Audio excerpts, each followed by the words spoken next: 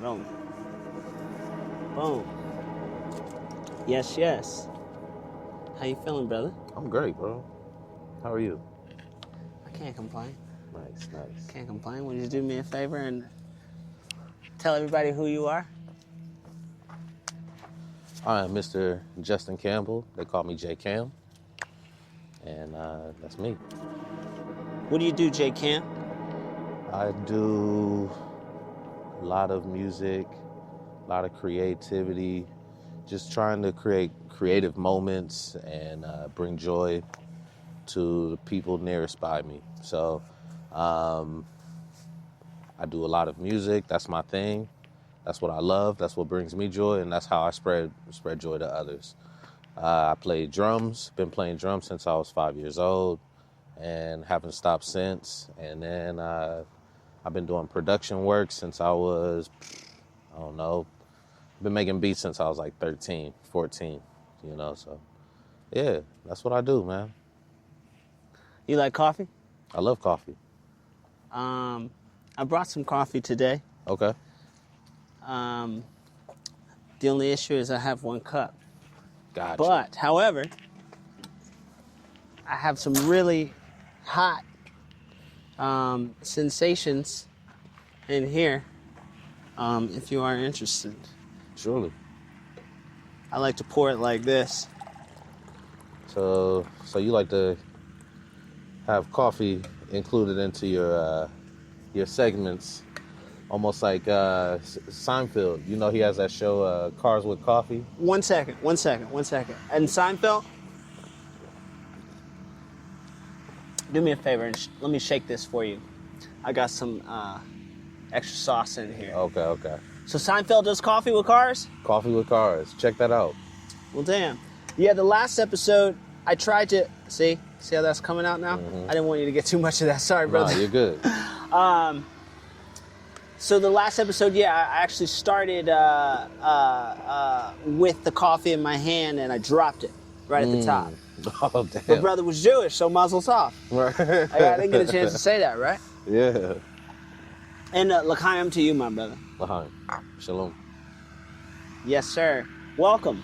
Thanks for coming. Thanks for coming by. I appreciate you being here. Thank you, man. Glad to be here. I mean, look where we're at. You know, behold. Yeah, this is nice, huh? Yeah. You like Seinfeld? Love Seinfeld. I've never been able to get into Seinfeld. You know, growing up, I didn't like Seinfeld. But as I got older, as an adult, I appreciated Seinfeld. But I didn't watch Seinfeld until I watched Curb Your Enthusiasm by Larry David. Who's the creator. He's the creator of Seinfeld. So that's what got me into Seinfeld. Something about Curb I can tolerate, and like it's like funny. I don't know. Yeah. Something about it, and that's no disrespect to the Larry David fans out there, you know, or the hardcore Seinfeld. Mm-hmm. I've always been saying Seinfeld my whole life. I thought it was Seinfeld.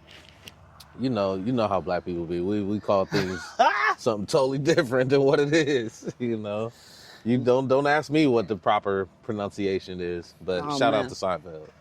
You know, what's the hardest word to pronunciate in your opinion? Oh my! For me, I have a hard time pronunciating rural. RURAL. That's a tough word for me. Rural.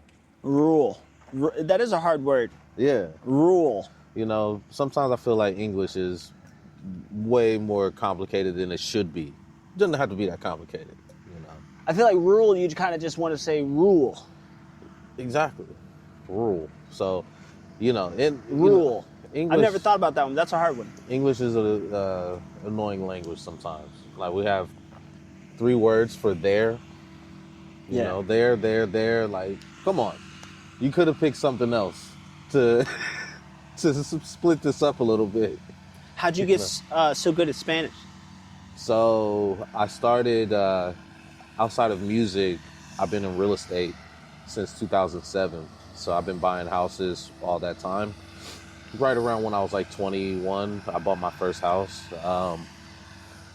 So eventually I started doing a lot of renovation projects in Columbus, Ohio. So I was doing a lot of renovation projects, and I was hiring a lot of Hispanic workers to do the renovation. And I didn't know Spanish during that time, but I am fluent in three different languages. I'm fluent in English. I'm fluent in music, whether it's drums or notes, and then I'm fluent in shit talk. Uh-huh. I know I don't care what language you speak. I know if you're talking shit or not. I know. Right. You mean like the bad kind of shit talk, like it's time to do something about it. Yeah. Like that kind of shit talk. Not even that. Or just or you can talk that talk and run that run. You know how we do. Some people don't know how to do it. Some people don't know how to do it, ladies and gentlemen. What can I say? Yeah, so I'm fluent in shit talk, so I could just tell when I would, give orders or ask them to do things around the property for the project. They would take my order, and then when I'm leaving, they'll be crack a joke and laugh. So I know what's up.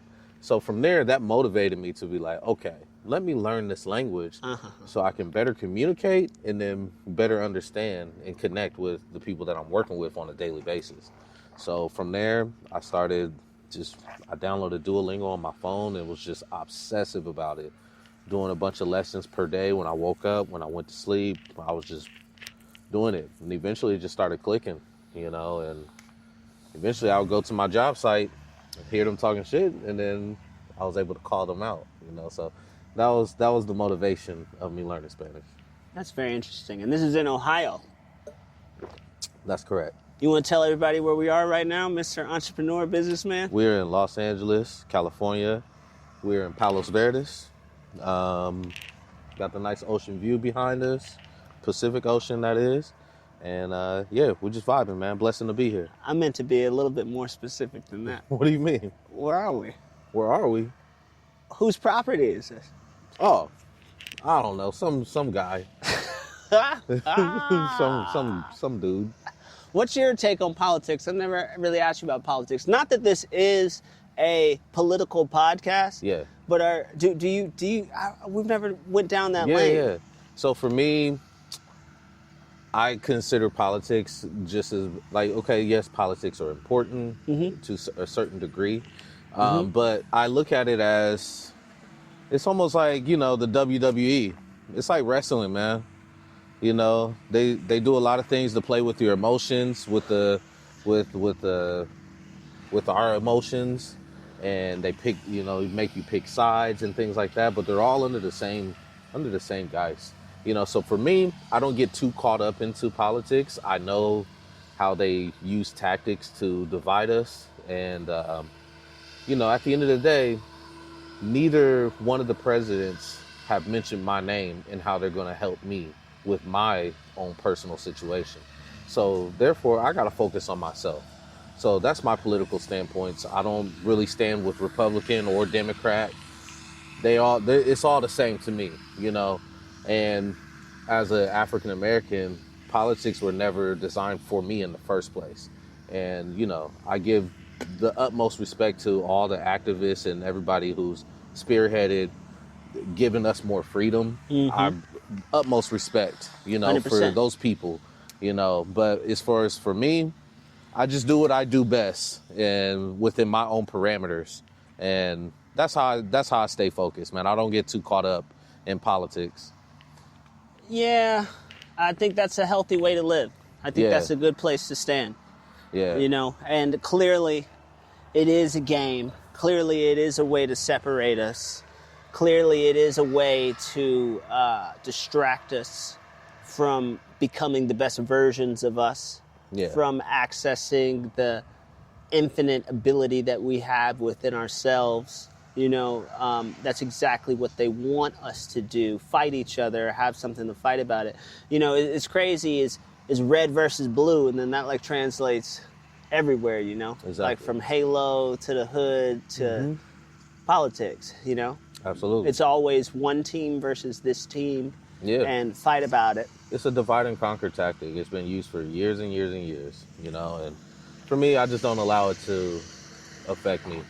And whoever's in office, I'll adjust as they come along, I don't get too caught up in it, though, who's in office or who's out of office. No matter who's in, They're doing what they need to do to make sure I get to where I need to go as well. Do you vote? Are you a voter? I do. Okay. I used to not be against voting when I was younger, but as I started studying my own people's history, Black history, I know the power of voting, and I know the power of them trying to keep me from voting as well. So therefore, that's why I vote. You know, not necessarily for the political standpoint, but for your rights. For the point that they didn't allow us to vote beforehand. Right. So you have therefore, the right to I vote. vote. You know. Vote. So. Yeah, I vote. You know, does my vote count? Is a whole nother discussion. That's a whole nother discussion, you know? that I'm not sure. We don't got to go down that lane. But yeah, I guess I was just curious. I guess I've never asked you about political questions. You know, I'm not a political person per se, but I do feel like for me it's about just knowing what's going on, I guess. Yeah, having an awareness. It's funny because it makes me think back to like when I was a kid and I used to walk in the living room, my dad was watching the news all the time. I used to be like, why are you watching the news? I used to be like, oh, because I'm trying to figure out what's going on. Because I want to know what's going on. Mm-hmm. I'm like, okay. Now I get it, you know, as a man, as a father, as a husband. You do want to know what's going on because you need to know what's going on. There's so many people, I think, that are so in tune to, let's say, social media. For sure. And completely distracted by that and don't have any news at all, let alone any political divide opportunity. Like, they don't even know what's going on. Right. Like, they could be walking into a storm and not even know it. You know what I'm saying? Like, man, didn't you check the news today? You see what the weatherman says? There's a tornado right there, and you walked right into it. Right. You know what I'm saying? It's just something to think about because a lot of people are so distracted by social media. Oh, yeah. You know, it's the worst. We're all distracted by social media to some degree, you know. That's just how it is right now. If you got a phone in your hand, you're distracted. Right. And that's what they pay people to do, is to distract you. Oh, People wow. go to college and get hired at these jobs to distract you. Right. To keep you hooked on what's not important. Right. You know. It's and like, was it the Big Experiment? What was that I'm movie guilty of called? myself, you know. You see that Netflix doc that was about that? Like the social... Facebook document? Yeah, it was like... a while ago when it came out. It was like... I need to watch it again. Like they were like the inside, like scientists, like algorithm, kind of like... Yeah. As people, and they were like kind of living their lives and telling you what they're doing. Yeah, it's crazy. You know, I feel like... I've said it once, I'll say it twice, I'll say it a million times. You have to stop consuming and create if you don't want social media to defeat you. Yeah. Because the only defeat truly is the consumption. Man, you're so right. And, you know... Because the other side is millionaire. Right. Right. The extreme of the other side is, okay, you're a millionaire. Mm-hmm. And so many people just can't realize that. So many sheep, you know, you're just trapped. Mm-hmm. They're trapped. Yeah, and, you know, I appreciate you for using your voice to tell people to stop consuming, because not enough people say that, because we're all constantly consuming. So even when I see your clips saying that, it kind of puts a check on me, you know, because, shoot, I admit I'm hooked on social media and looking up funny, dumb stuff, you know, and, you know, that kills time, you know, and right. Like you said, you know, these are consumers, you know, you got consumers and producers. What side of the coin are you gonna be on ultimately, you know? And with social media, it's definitely more advantageous to be a producer than it is to be a consumer. That's for sure, you know? Yeah, man, it's a trap. It's a trap, and like you said, it's a design trap. Mm-hmm. You know, it's a trap by design. It's very specific, analytical, hyper design. These algorithms are so fascinating the way they work now. Oh yeah, because it's dealing with the brain. Like, these people are going to college for 4 years to learn psychology of the brain when it comes to technology. Why do you think that Mark Zuckerberg himself does not allow his kids to use Facebook. Right. You know, Red flag. and so on and so forth. I'm sure Bill Gates has some stipulations for his kids when it comes to technology, but the biggest producers are not allowing their kids to do it. So what does that tell you? That just shows you that it's a drug. Mr. Coke. It's like Biggie said, don't get high on your own supply. That's it. They're following that rule and allowing everybody else to get high on the supply. Yep. It's real. 100%. And you can overdose if you want to. Oh, for sure. And it's not good. Nah. Doom scrolling is what they're calling it now. That's what Have they you call heard this it. one? Yeah. Doom scrolling. I mean, at the end of the day, it's just overindulgence. That's all it is. That's what it boils down to. And overindulgence shows up in so many different forms, you know, whether it's good or bad. You know, you can drink too much water and die. Right. It's overindulgence, you know, or eat too much food, you know. It's just, you know, you just have to keep a moderation on your life and stay steady, you know. Can you watch a movie without looking at your phone? It's been a long time. If I were to do that, I need to put the phone away. Right. You know, Can't be on. I get too many notifications or distractions. Can't tell you how many millions of times it's taken me 30 minutes to find a movie, and then once I put the movie on, I go on my phone. That's the times we're in now. Versus back in the day, we didn't have cell phones, and we would just pop in a VCR, and that was it. That was that one movie you picked. Right. It wasn't like Netflix where you can just doom scroll through movies. Right. You know? So, yeah, that's the game we're in. But, yeah, good question. No, I have not achieved that as of late, not looking at my phone while watching a movie. How about you? I try to. I definitely try to. I think I have. I think I do. I think I often do it. I'm pretty adamant about putting my phone down when I don't need to have my phone. Like, I'm real specific with my wife. Like, at a certain hour, the phone shouldn't be allowed in the bedroom. You know? Yeah. So I make her take her phone out of the bedroom and put it on, like, you know, the charger. Right. It's like, there's no need for it. There's no need for someone to be laying in bed and scrolling through their phone. And if you're listening to this right now, great. But if you happen to be laying in bed right now and watching this, shame on you. No, I'm kidding. I'm just kidding. But no, seriously, you know, I'm talking about like that doom scrolling in bed, right? I'm talking about like that TikToking in bed. Like, if you're not checking your stats, your analytics, thinking about your post for the next day to hit a specific target audience or gathering data based on what you really think you should be doing next for social media, you shouldn't be looking at it at that hour in the first place. You know, it's like, I'm not saying don't participate in enjoying other people's content and supporting your friends. I think, yes, there's a time and a place for that, but you have to get into the mentality of, hey, it's okay to post and ghost. You know, it's okay to make a post, share your art, share your passion with the world, your hobbies, your family, your achievements, whatever moment you want to share, do it. But then go live life again so you can make some more moments. I understand. Don't just stay there and let 2 hours pass you, you know, or even, you know, hey, like you said, we're all guilty of it. Now, I happened to be on one of my clients' profiles this morning and I saw a funny joke. And I was trying to work, but in the process of working for another individual, I got distracted by a joke.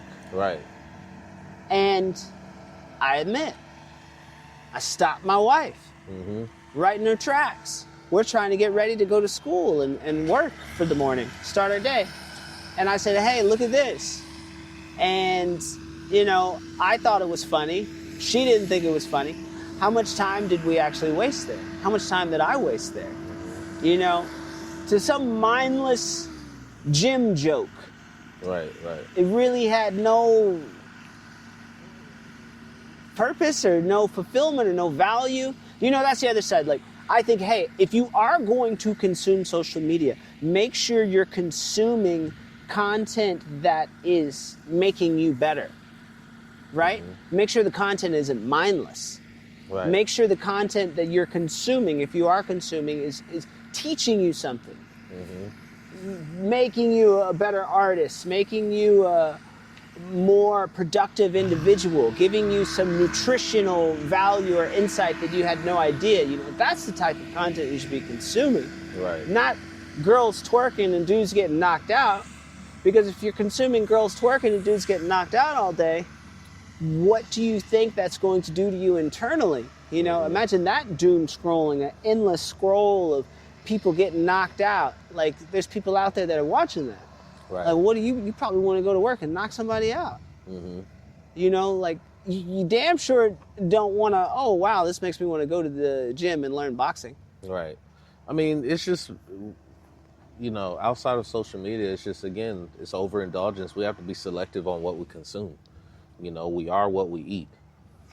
You know, is what kind of what you're heading towards. Like, we are what we eat, and that goes for food. That goes for what we listen to, whether that be the news or music, all those type of things. We are what we eat. So if we consume a bunch of, you know, say negative music that makes you want to fight and do drive-bys and all this type of stuff, then you're going to be in that energy. You're going to be motivated to do that. Right. You know, I can't tell you how many times I was in the club, you know, when I was younger, certain songs I knew once that song came on, oh man, all right, we about to get up out of here because somebody finna fight. Somebody about to fight. Because I already know, knuck if you buck, once that come on, it's over with. Somebody about to go crazy. You know? And it's because of the consumption of that song and, you know. The energy, you know, you put back out. You know, what you put in, you put out. You know, so you put in, it's you really, put out. You know, it's okay to look at some funny stuff or some mindless things. You know, sometimes if you have a long, productive day, you earn that treat to be mindless for a quick second. Okay, but control it. You know, have some control and constraint. You know, don't just let it sweep you away. You know, it's okay to have a candy bar here and there, but don't eat that for your breakfast, lunch, and dinner, you know, and that's the same for when it comes to like social media and things like that. You know, you can't eat a Snicker bar for breakfast, lunch, and dinner and think you're going to be healthy, you know, throughout your long days. No, it's going to catch up to you some way, somehow. Do you think that's the same for working on your craft or, Yes. you know, practice? Absolutely. Too much of anything is a bad thing. Yes, Full absolutely. stop. Yeah. Too much of anything is a bad thing. So if you're practicing, something else is falling off on the wayside. If that's all you're doing, something else is falling off on the wayside, whether it's, you know, socializing or being with your family or staying in touch with people or being in touch with nature. All those things have to have balance, you know, and I read something not too long ago. When I think of the book, I'll mention it. But he said that there is no balance in life. You know, sometimes you're going to be focused a little bit more on this area for a given amount of time, and then you focus on this area for a given amount of time. So it looks like this. Life is never like this. You know, so sometimes you're in a season of producing music. Sometimes you're in a season of shooting photography, you know, but at the end of the day, we just follow our inspirations and go with that, you know. But, you know, we just keep a balance. We know when we're going way too deep and then just pull back, take a breather. You know, you can't be in the gym 7 days a week. You got to rest. You have to rest. And that's with everything in life. There's work and then there's rest. Work, rest. You know, same with practicing. You know, you want to practice 24 hours a day, you need to take an hour to rest. You know, like go get a lunch, go breathe. You know, things like that. So it's all about moderation and balance. You tell your wife to rest? Yeah, absolutely. How does she respond? She used to be resistant of it because, you know, she came from the corporate world, and a lot of people in the corporate world don't even believe in naps. For me, I'm a big nap advocate. Oh man, I love naps. I take a nap in the middle of the day. Naps. you know, and that allows me to be more productive than most people who don't. Right. You know, so I started having her incorporate naps because she would just burn out throughout the day, and that would affect the rest of her day, you know? So I'm just like, look, go take a rest. Even if you can't sleep, I can't sleep, go lay down. Right. Just be still. Just you be know? still. So now she's the nap queen, you know? You know, every day she's taking her nap, and it makes her feel better and more well-rounded to handle what life throws at us. Pardon me 1 second. Do you hear that, wife? Did you hear what he said? Take a nap. Rest. Funny. Rest a little. Yes, rest. No, seriously. We must take naps. My wife is just tripping. She don't want to rest, and she don't want me to rest. Nah. Like, literally, I think I got a text from her the other day. It was like, if you're at home taking a nap, you know, I got something for you, like kind of like a threat, you know. Like, take that nap, man. I needed a nap. Take that nap. Women, you're up early. Stop giving your man trouble if he's out taking a nap. Thank you. Let that man rest. I'm up very early. I'm working very hard. Men need rest too. You know, I eat when I'm hungry. I sleep when I'm tired. Yeah. I don't dance unless I hear good music. Yeah, like we all need a break within our times of work and productivity. It makes us more productive. If I did not nap, I have candles lit at both ends. I wake up at 4:30 in the morning, go work out, take my kids to school, and then I work on real estate and do business calls and things like that. And then I come home around 1:30 to take a nap, wake up at 2:30, pick up my kids by 3:30, take care of the babies up until 7:30, and then I'm in the studio or at a gig. But if I didn't have that nap, I'll be hurting. You know? And same goes for my wife. Because guess what? Whenever I have to go do the gig, she's got to take over. You know? And handle the babies and cook and things like that. So take that nap, man. Everybody, take naps. You got to. You got to. If you're not taking a nap, you're just tripping. Think about Europe and the rest of the world. You know, we're so caught up in the Western, you know, the modern Western world, where it's just go, the grind mentality. Oh, we can't stop. Nah, that's BS. That's BS. That mentality is only good for the person that you work for. What if you're working for yourself? Even if you're working for yourself, then how are you treating your best employee? If you're working for yourself, how are you treating your best employee? You're telling him to not take breaks? That's BS. If you are your own boss, how are you going to treat yourself as an employee? You're going to say, oh, no vacations, no breaks, no nap. That's not going to last good as an employee. Right. Even if you're self-employed, you're going to burn out. You're right. So if you're the boss of yourself, be the boss of yourself and be gracious. Hey, man, you've been really productive. Take a day off. Go take a day off. Go sit in front of nature. Go get inspired so you can come back and be more productive. Yeah, I was just talking to a homie today. He texted me. He was like, oh, what do you do when you don't feel inspired? And I basically told him do everything else except make music. You know, yes. They're one-word sentences. Walk. Talk to somebody. Watch a movie. Yes. You know, eat something. You have to go get inspiration. Right. Rick Rubin, he said it best. Like when you're in a creative rut, get away from the creativity and go see the creativity of the world. Go walk. Go get in touch with nature. You know, go to the museum. Go look at some paintings. Go listen to a masterpiece album. Right. You know, do those things so you can intake more inspiration. Right. Again, you're consuming. Yeah. We're looking at beautiful scenes right now. We're looking at the beautiful ocean. Whether we know it or not, we're taking in inspiration. And once we get back into the lab, we're going to put out what we just took in, which is these beautiful views. We're going to put out what we took in. You know, so, and also Herbie Hancock, he said it best. Life is not about music. Music is about life. And a lot of people get that twisted, you know, and especially as musicians, we get so caught up in ourselves and caught up in our music and wanting to put stuff out and wanting to perform and practice and that we forget to live life. And that's really what music is about. Because or else, how are you going to create great music if you're just stuck in the lab all day, every day with no outer inspiration? Right. Like, it's just not going to work. Right. It's going to burn out eventually. You got to go take those times for yourself to recoup and gain more inspiration. That's why travel is important. You know, going out to eat with your friends, being social, taking care of your kids or your family, you know, loving someone. All those things are muses for music. So yeah, life is not about music. Music is about life. I definitely feel like that's traveling is a large part. Huge inspiration of my taste for music and my output. Right. 100%, you know.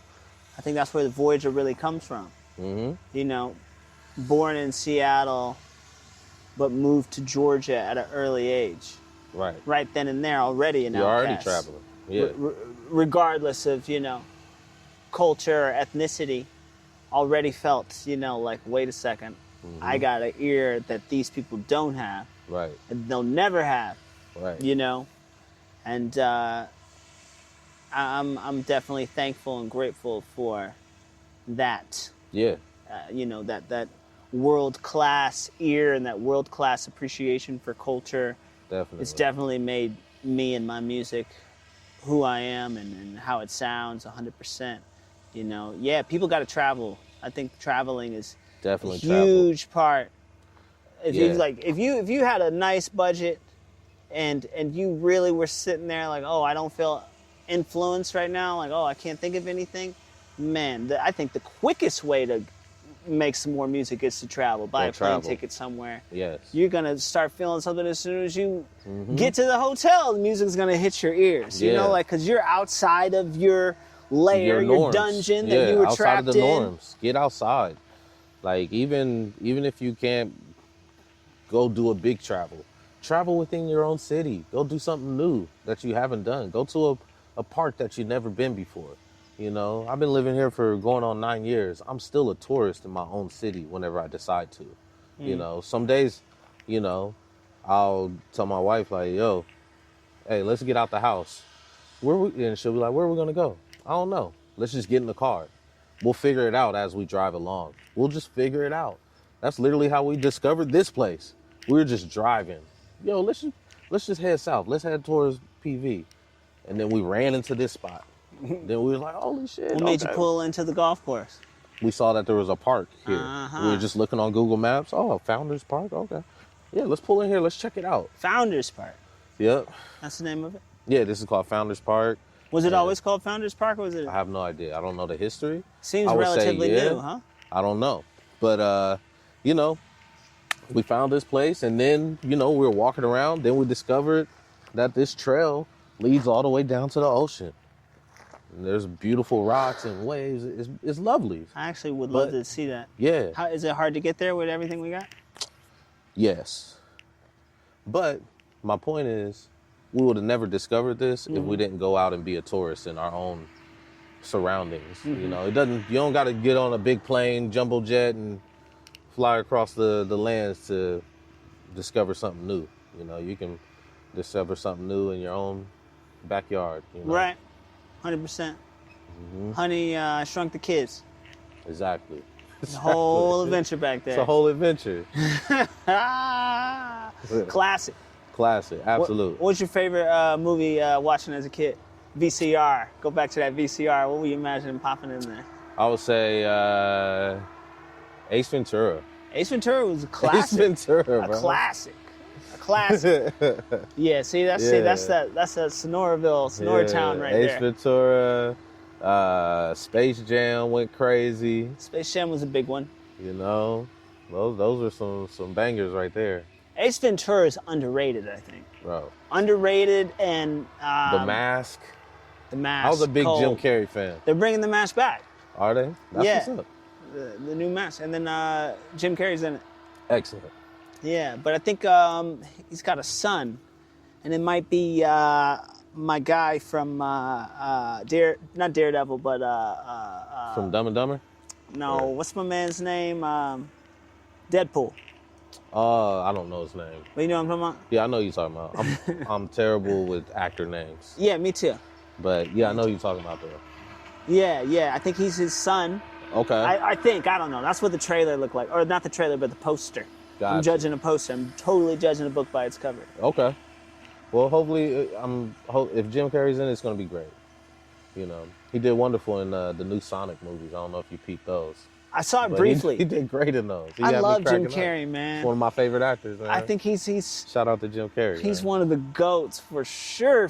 Yeah. Like Jim Carrey is such a man in Living Color. In Living Color, exactly. Demolition So Dan, funny. you know. So funny. Yeah, Jim bro. Carrey is one of the coldest of all time, man. Yeah, man. And So, for like household legend always. yeah, Like so wow. those are top movies for me. Ace When it Ventura. comes to that, yeah, Ace Ventura went crazy. My mom had a VCR recording of Nightmare on Elm Street. Another classic. I don't know why, that was like my favorite VCR pop-in. Right, When I right. think about the VCR, we got a John Deere FD6V67, ladies and gentlemen.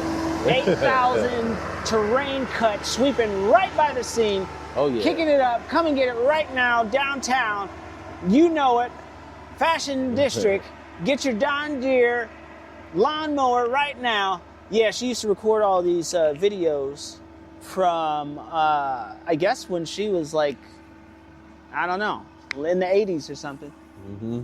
And she just had mad movies that maybe she recorded from like HBO or something. And she had like all these names written out on them and stuff. And Right. I remember Nightmare on Elm Street. That was my John That was right the there. one. That was like, oh my goodness, this is incredible. Nice. That's I used cool. to just like being scared as a Yeah. kid. Yeah. I don't know why.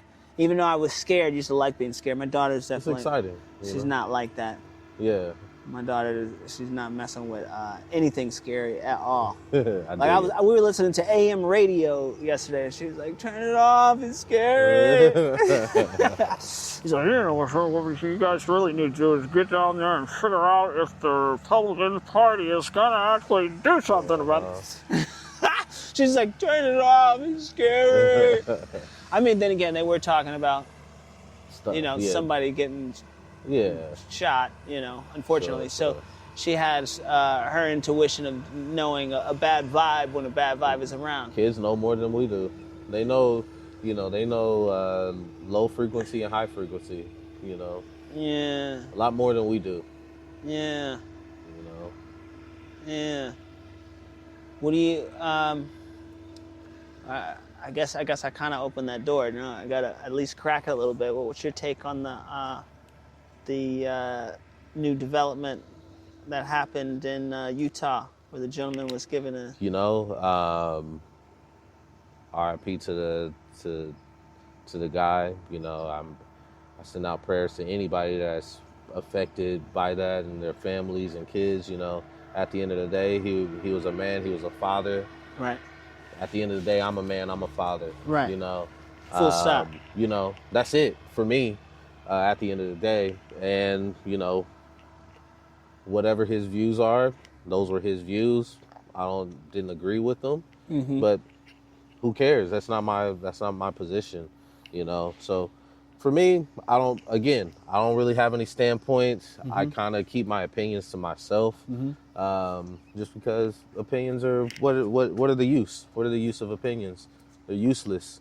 So for me, I have sympathy for the ones that are affected, and it's just the game we play, man. Like, because at the end of the day, that happened to him, but it also happened to Malcolm X, and it also happened to Martin Luther King Jr. It also happened to JFK.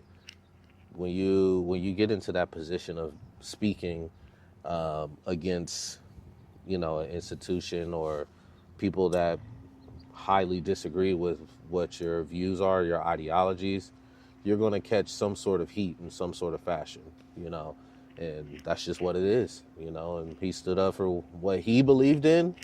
Doesn't mean I agree with what he believed in. Doesn't matter. But that's the risk you take as an orator in the public eye. Right. It's such a shame that we've arrived at a point in life where it seems like a disagreement is justified for someone's life. And it's like, what? Like, how can we not understand a disagreement and move forward to actually build something?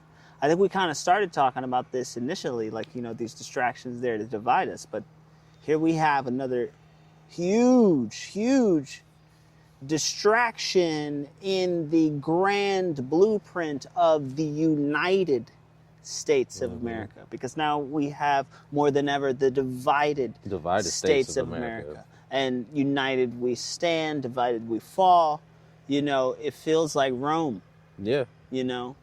I was watching my daughter. She was playing this educational game on my wife's old Windows laptop, and she's going through these prehistoric worlds, and she comes across Rome, and there's this guy laying down, and he's talking about how he doesn't work at all, and he just parties all day, and working is for the poor, and he just sits around all day. And this is like an ancient Roman civilian, like sleeping by the concrete structure. And I just thought it was so interesting because it just resonated to me. It really felt like, in a way, they were kind of reflecting on what's going on right now. It feels like America's really fucked up right now. I mean, history repeats itself all the time. So this ain't nothing new that has never happened before. It's just, this is the era we're in, and yeah, like you said, America's effed up right now. But we can go back 1,000 years ago, and there was another country or place where they were, oh man, this Rome is effed up right now, or you can name any civilization. It's always jacked up during that time, if you look at it that way. So one thing I try to do is just shift my perspective. Yeah, we got some jacked up stuff going on, but we also have some amazing, beautiful things happening as well. And I wouldn't trade being here in 2025 for nothing. I would rather be here in 2025 than in the 1960s, 1900s, 1800s. It's cool. Yeah. We're progressively moving forward amidst of all the BS that's happening. BS is going to be around us just as much as oxygen is around us. There's always going to be some BS. We damn sure couldn't do this in 1960. No. Even if we had the technology. Not at all. Even if we had the wireless mics. Not at all. What's going on down there? Not at all. And, at the end of the day, I just take advantage of the position that I'm in right now. That's it. Wow. Yeah, brother, I think that's definitely well said and well thought out. That's a good perspective to have. I think it's, once again, if you go down the doom scrolling rabbit hole of political, mental warfare, you are really in trouble. Yeah. Because I got caught up, I guess it would have been the morning after RIP. And I found myself on X, formerly known as Twitter, and I was just like freaking out for a split second, like, oh man, like, wait a second. This is bad. What about my wife and my daughter? Of course, that's the first place I go. Mind you, if I wasn't married and if I wasn't a father, I don't think I would even dig or even care to dig. I think I would probably have some type of opinion that is useless. Earlier said, opinions are useless. Not if you're a critic. Just kidding. That was a joke. That was a bad joke. And that wasn't even anything. I'm not deflecting what you're saying at all. I think you're 100% right. Like I said, my opinion on the matter was useless, regardless if I'm a father, husband, or a bachelor. What am I going to do? Right. How can I really change? Do you ever feel like we can't change the world, so you might as well just focus on your own world? Listen, that's exactly my point. So in order to change the world, you got to change yourself and the people around you. That's it. And that's my focus. I just try to change my world for the better and change the ones who are nearest to me for the better. As long as I can do that, I'm changing the world. Right. Because guess what? Right. If I can help you change your world for the better, right. and if I can be an advancing man and allow you advances, then you're going to do that for the next person. So it's going to be a ripple effect. Instead of me trying to ripple to everybody, I can't do that. I got to focus on what's nearest to me. And for me, that's me focusing on myself, my wife, my kids. That's first and foremost. That's my nucleus. From there, I can be selective on who else I can, help or within my own parameters. All I can do is all I can do. Right. If I'm here trying to think about how I can save the world, then that's a tall order. Man. And how can I save the world if I'm not saving myself or the ones around me? Like there's a book that I'm reading called The Science of Getting Rich by Wallace D. Wattles. Pick that book up. But it says a man cannot show someone else to get rich unless he's rich himself. So it's just, how can I show you how to get rich or be successful or be joyous if I'm not joyous, successful, or rich myself? Until then, let me shut my mouth and work on myself. That's how I'm gonna make the world better, is by making myself better.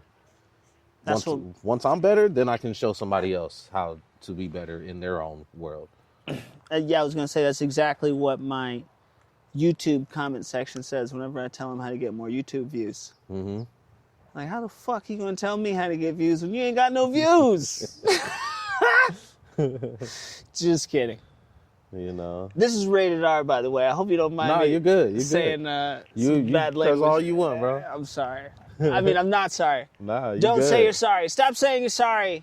You good. Don't be sorry. I'm not sorry, but I don't want to offend anyone that is listening on behalf of this clean-cut brother over here who's keeping it PG. He's a saint. Not a sailor. Not at all. I'm a saint and a sailor. Yeah, brother. So what are you working on right now? Got a couple projects I'm working on right now. Gonna be dropping a project with my boy Perps. Shout out to Perps on the beat.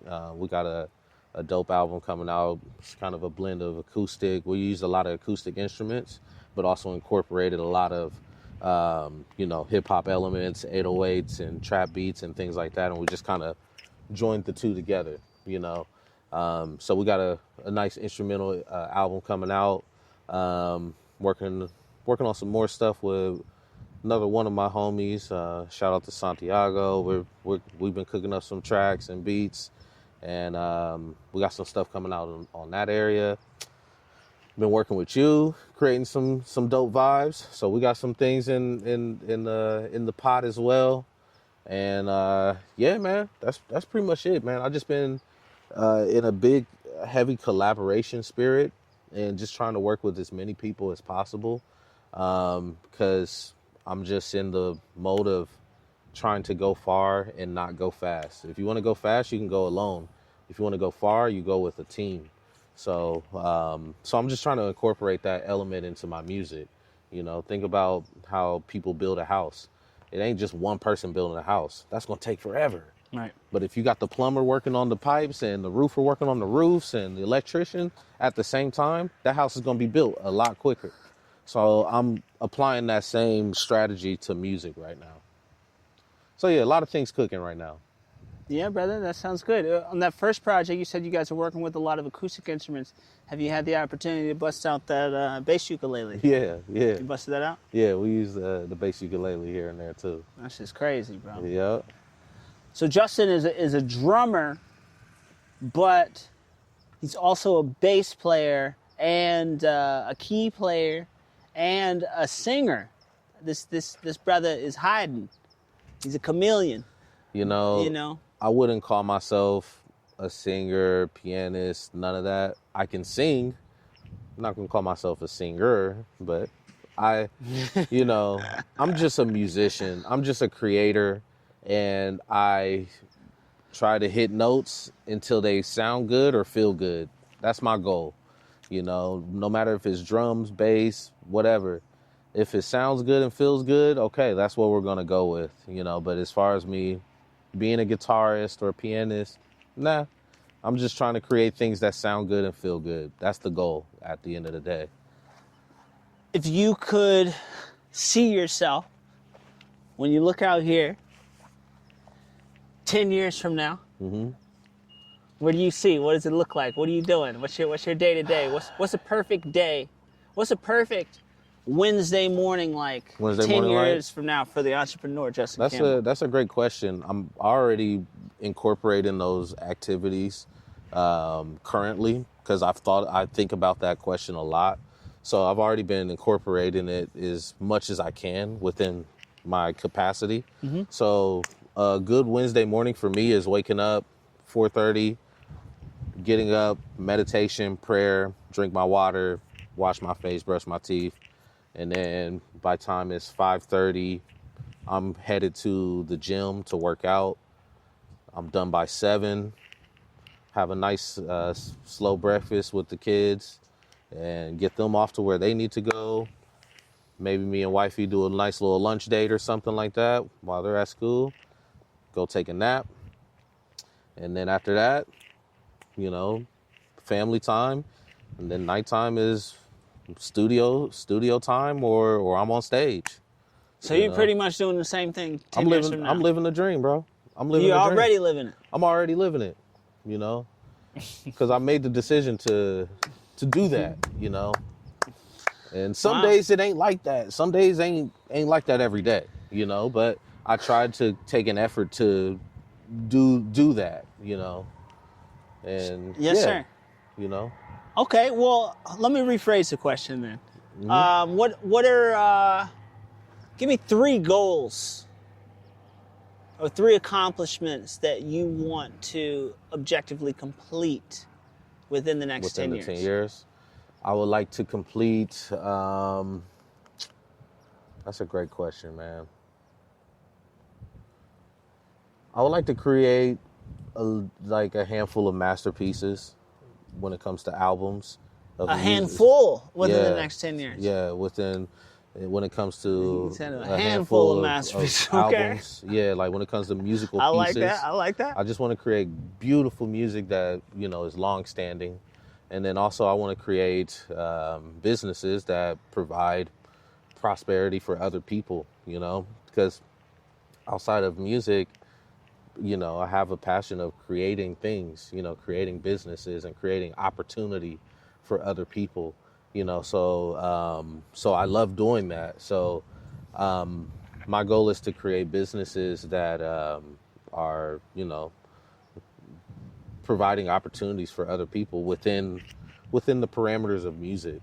You know, I want to be able to do that. You know, because even right now, you know, during this moment, I'm still waiting on the phone. I'm blessed, but I'm waiting on the call for opportunities.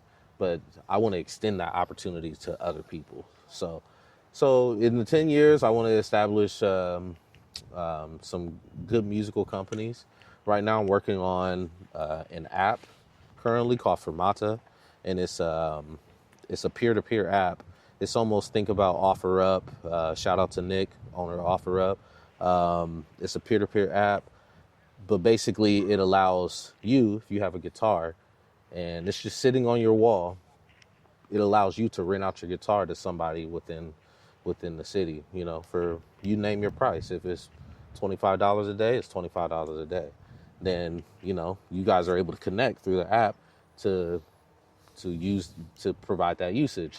You give him a use and he gives you cash. And then now here's a peer-to-peer, and we're growing a community and a new economy within music, you know, because right now brick and mortar is dying and we're in the digital era. Everything's delivered and everything is within our phone. So the same thing is going for music. So I just want to provide that opportunity for other people to flourish within music and you know, create some sort of convenience for people. You know, they say, like, if you want a successful business, try to find a solution to a problem. Right. And I've ran into the problem a million times where I needed a piece of equipment and I'm in New York and I don't have that piece of equipment and all the music stores are closed.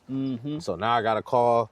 Now I got to see if the bar owner knows a drummer or knows somebody who knows somebody to get me a bass pedal immediately. I've had that happen. I can't tell you how many times, you know, or my snare drum broke or this or that. And with this app, it's going to allow people to look up, oh, okay, I need a guitar. My guitar is jacked up right now.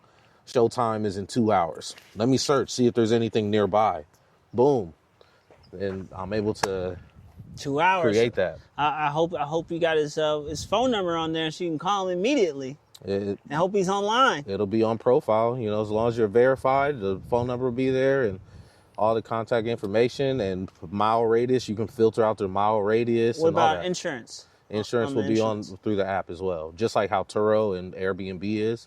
They have their own insurance. So, so with this app, we'll have our own insurance as well. So to answer your question, I'm working to create businesses that provide other opportunities for people through music. When do you anticipate that app dropping?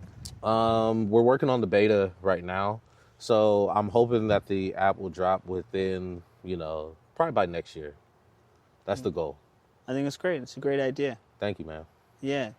And you heard it here first.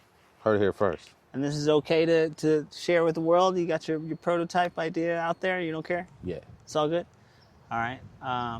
So if anybody does this before Justin, we're pulling up on you. Because we know who watched. Hey, man, no idea is original, man. It's all about who executes first. Yeah. That's what it is. That's fair. And I'm executing. That's fair. Who's your favorite jazz drummer? That's a great question, man. There's so many.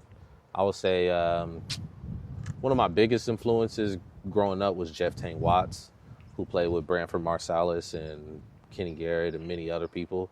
But he was probably one of my biggest influences. And then outside of that is like Tony Williams, Max Roach, Art Blakey, Elvin Jones. Like I have so many things that I can call from in my own musical playing just from studying them. Again, as a consumer of music, I'm able to put that out within my own music, you know. What's your favorite Marsalis tune? I can find that brother on. Wynton Marsalis is, I think it's called Big Red Horn or Big Fat Horn. So he plays with Wynton also? Herlin Riley usually plays with Wynton, but I know they've crossed paths, you know. Okay. They're all within the same vibe. But and as far as Branford Marsalis, I can't think of the song, but I know the album Contemporary Jazz was a great album for me. That's self-titles, Contemporary Jazz? Yeah, growing up. That was a great album for me, pivotal. And that's slightly modern, right? That's like what, 90s? Yeah, it was like 90s. So that was a pivotal album for me. So they kind of dig out there a little bit? Is it kind of fusion a little bit? No, I wouldn't call it fusion, but it's like definitely like out there. Hard bop, or you know, it's burning. They're burning on the album. Check it out. Okay. Contemporary Jazz. Yeah. I'm gonna check that out. It's a great album. I'm gonna check that out. Yeah, man. That's great. That's fantastic. I also like Max Roach. I also like Blakey. We've had Elvin Jones conversations before. Mm-hmm. You know. Philly Joe Jones. Love Philly, man. He's such a showman. You know, I love, you know, he makes it look easy. He makes it look fun. You know, he's always smiling when he's soloing and doing all these tricks and stuff like that. It's amazing. You know, I love Philly's playing. Yeah, I like a lot of those live Count Basie albums. Yeah. His solos are always great, man. Heavy. Yeah.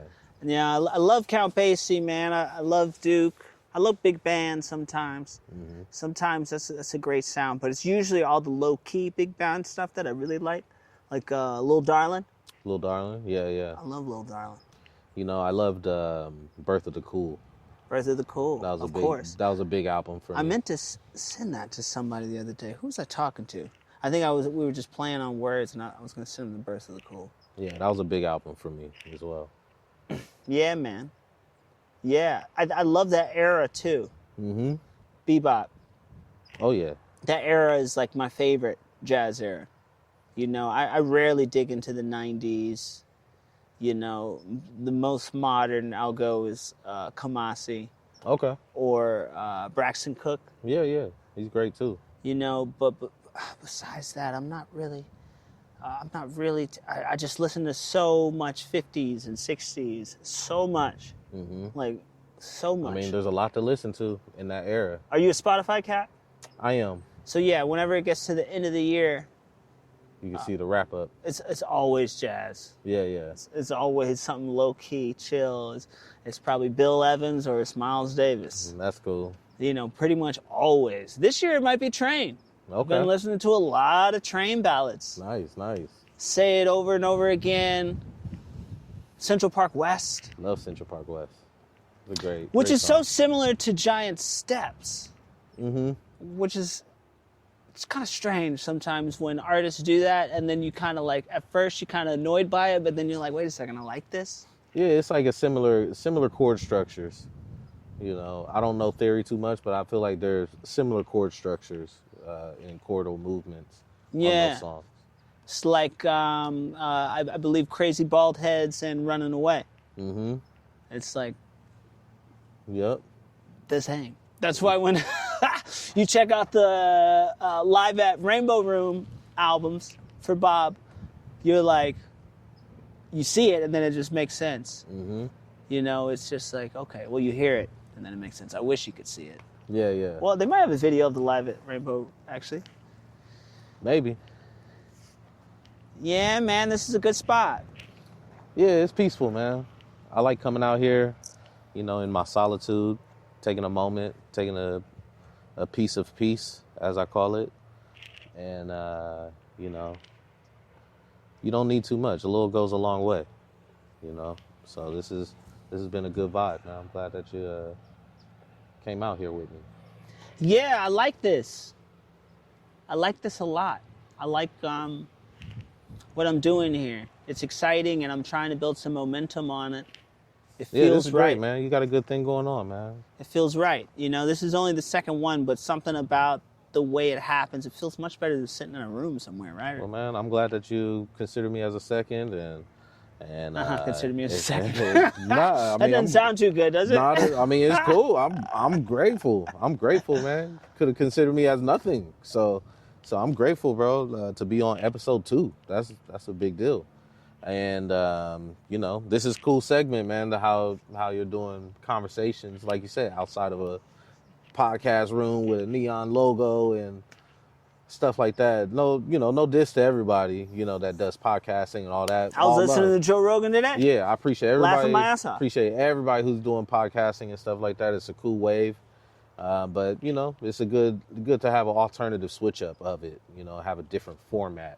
You know, we're still podding right now, but it's just in a different format, you know. And yeah. And I had a podcast before. I don't know if I ever told you that. It was called Music and Mental Health. Nah. And it was the typical, you know, you sit down and somebody comes on and you talk about something. But something about that, even off the jump, compared to this, I feel like this slightly, you almost don't notice the cameras. Right.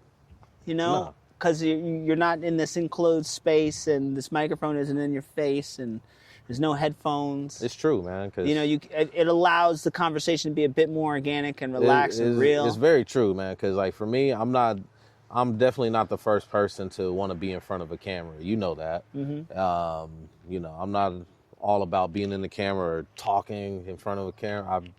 I never do this. So to be in this type of atmosphere it makes it easier for me to, you know, just express my thoughts and, you know, just talk casually with you instead of, you know, being in a closed room where it's dedicated to podding. You know, it's just like, I kind of steer away from those. You know, I've been asked to do podcasts a few times and I've steered away from it. I'm like, I'm cool, you know. But this is great, you know. I'd have been here anyways. So, right. Yeah, it'll be interesting to see the copycats roll out. People take advantage of the idea and the technology. Like you said, no idea is new idea. Somebody's, I'm sure, has thought about this before. Yeah, no idea is original. Somebody's probably already got 100 episodes. At the end of the day, you're executing. And if somebody imitates it or emulates it, let them, because you're going to create something else for somebody to emulate and imitate as well.